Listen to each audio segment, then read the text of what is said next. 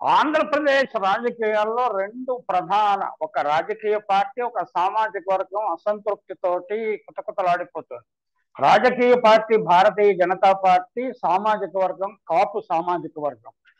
అందువల్లనే BJP అగ్రనేతలు Arun Singh, మధుకర్జీని BJP నాయకులు, ఆంధ్రప్రదేశ్కి చెందిన బీజేపీ నాయకులు నిలదీస్తున్నారు.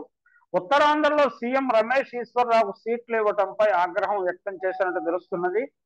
అలాగే వెలమ కమ్మ వర్గానికి ఉత్తరాంధ్రలో సీట్లు ఎలా ఇస్తారని ప్రశ్నలు సంధిస్తున్నారు. అంటే అక్కడ కొప్పుల వెలమలు ఉన్నారు కాబట్టి వారికి ఇచ్చామనవచ్చు, కమ్మవారు మైగ్రెంట్స్ ఉన్నారు కాబట్టి వారికి ఇచ్చామని సమర్థించుకోవచ్చు. కానీ అక్కడ సోషల్ ఎథోస్ ఈ వెలమ కమ్మ సామాజిక వర్గానికి అర్హమైంది కాదు. అక్కడ స్థానిక వర్గాలు అనేక కాళింగులు ఉన్నారు, కొప్పుల వెలమలు ఉన్నారు, ఇతర సామాజిక వర్గాలు చాలా ఉన్నాయి. గవరా కమ్యూనిటీ ఉంది. వారెవరికి ప్రాధాన్యత ఇవ్వకుండా వెలమ కమ్మ వర్గానికి ఉత్తరాంధ్రలో సీట్లు బీజేపీలో ఇచ్చారు.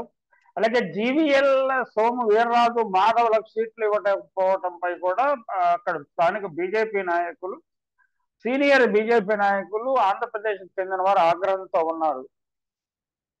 కాపు సామాజిక వర్గానికి ఒక్క సీటు కూడా కేటాయించలేదని ప్రశ్నలు వేశారు. నిజానికి బీజేపీతో నాకు పొత్తు ఉన్నది అని చెప్పే పవన్ కళ్యాణ్ తన మోరల్ ఇన్ఫ్లుయెన్స్ కానీ, లేకపోతే అధిష్టాన వర్గంలో నరేంద్ర మోడీ గారితో, అమిత్ షా తోటి తనకి చాలా పలుకుబడి ఉన్నదని కానీ చెప్పుకునే పవన్ కళ్యాణ్ తన ప్రభావాన్ని ఏమాత్రం ఉపయోగించినట్లు లేదు. బీజేపీ ఒక్క సీటు కూడా ఎంపీ కానీ ఎమ్మెల్యే సీటు కానీ కాపు వర్గానికి ఇవ్వలేదు. పురంధేశ్వరి తీరు వల్లనే పార్టీ భ్రష్టు పట్టిందని బీజేపీ నేతలు ఫైర్ అవుతున్నారు. ఆమె తన మరిది చంద్రబాబు నాయుడు చెప్పిన వారికి మాత్రమే టికెట్లు ఇచ్చిందని, ఆమె బీజేపీ పార్టీ అధ్యక్షురాలుగా కాకుండా తెలుగుదేశం పార్టీ తోక లాగా వ్యవహరిస్తున్నారని కూడా వారు విమర్శిస్తున్నారు. ఎంపీ ఎమ్మెల్యే సీట్లలో 4వ వంతు కమ్మ సామాజిక వర్గానికి ఇచ్చారని కూడా ఆగ్రహం వ్యక్తం చేస్తున్నారు. ఇప్పుడున్న పరిస్థితుల్లో పార్టీ కోసం పని చేయలేమని సీనియర్ బీజేపీ నాయకులు ఆగ్రహాన్ని వ్యక్తం చేస్తూ కాడి పారేసినట్లు చెప్తున్నారు. అయితే ఈ ఆగ్రహాన్ని ఎంతకాలం, ఎందుకంటే అది క్రమశిక్షణ గల పార్టీ కాబట్టి నాయకులు అధిష్టాన వర్గం అనండి, లేకపోతే పార్టీ పెద్దలు కానీ బుజ్జగించిన తర్వాత మళ్ళీ దారికి రావచ్చు. కానీ ఏదైనా అన్యమనస్కంగా పనిచేస్తుంది, అన్యమనస్కంగానే పనిచేస్తుంది. అయితే ఇదే సమయంలో ఏ పార్టీలు ఏ సామాజిక వర్గానికి ఎన్ని సీట్లు ఇచ్చారన్న చర్చ కూడా జరుగుతుంది. ముఖ్యంగా కాపులకు ఎన్ని సీట్లు ఇచ్చారన్న చర్చ జరుగుతుంది. నిజానికి వైసీపీ 175 స్థానాల్లో ఎస్సీలకి ఎస్టీలకు పోగా మిగిలిన సీట్లలో బీసీలకు ప్రాధాన్యత ఇచ్చింది. అదే సమయంలో కాపులకు కూడా ప్రాధాన్యత ఇచ్చిందన్న విషయాన్ని మనం మర్చిపోరాదు. వైసీపీ 31 మంది కాపులకు అభ్యర్థులుగా తన తరఫున నిలబెడుతోంది. టీడీపీ కూటమి జనసేన 9 మందికి ఇస్తే టీడీపీ 14 మందికి ఇచ్చింది. అంటే జనసేన ఇంకా మొత్తం 21 ప్రకటించినట్లేదు, 21లోనే 9 మందికి 50% కాపులకే ఇచ్చింది. టీడీపీ 14 మందికి ఇచ్చింది.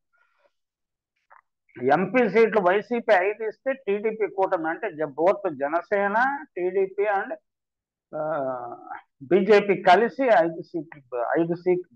3 సీట్లు ఇచ్చాయండి ఎంపీ సీట్లు.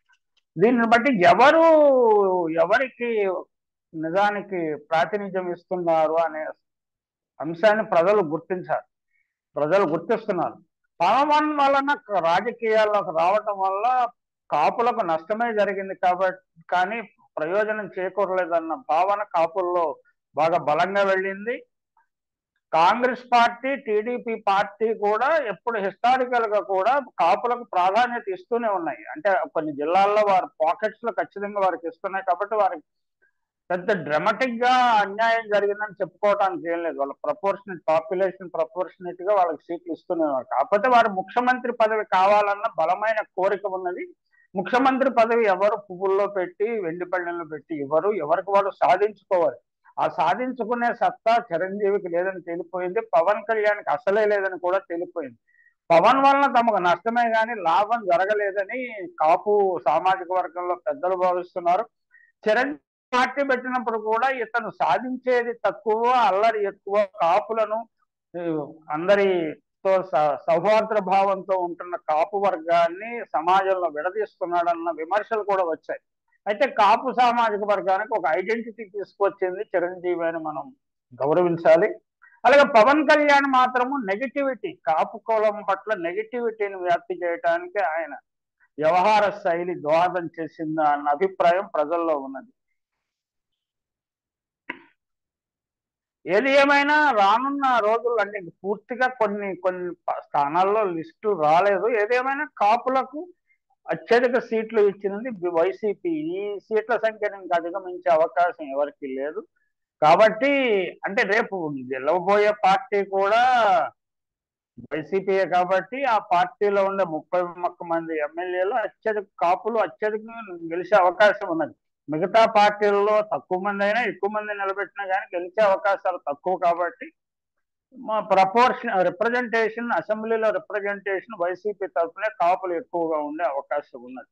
పోస్ట్ ఎలక్షన్ రిజల్ట్ అది మే 13న ఎన్నికలు జరిగిన తర్వాత జూన్ 4 సాయంత్రం నాటికి మనకు పూర్తి పిక్చర్ బయటకు వస్తుంది. అప్పుడు మళ్ళీ మనం చర్చించుకోవచ్చు.